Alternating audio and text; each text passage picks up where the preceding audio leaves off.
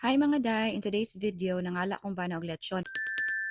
Pero katong lechon sa talisay na nakita niya sa TikTok gabi. Nagpangkatulog pa ko kay ni Dicho Ramig Lakaw. Mo nang gahinuktok pa ko dere, wa pa ko sa akong kaugalingon. Naabot na mi dere and may gani napay available na parking. Dagan kay mga baligya diri mga day, dili lang kay lechon ra. Napoy barbecue, sinugba na isda, kinilaw, ginabot ug uban pa. Nami diri sa Lolo Soy's. Giliniahan gyud taas kay linya. Giliniahan gyud namo mga day, oy mga 30 minutes siguro. If gusto mo mo dine in, pwede ra gyud kaayo na yung mga tables and chairs. And duol ni sa dagat, awa daghan kay nangaligo og dagat mga day kay Sunday man gud ron. And lingaw kay sila tanawon mga day na mga bata gaduwa-duwa. Mao jud biya na tatak Pinoy no, maski unsay may tabo mangita gyud taglingaw. So mag-taste test na ta mga day sa ilang lechon. That's why mao nang gilinyahan kay lami day mga day. Among panit na nakuha kay dili lang kayo crispy, pero mga day ang unod niya humok kaayo dili jud dry. Niya ang timpla sakto ra gyud dili parat. Lami gyud siya mga day. Adto niya mo para makatilaw pud mo.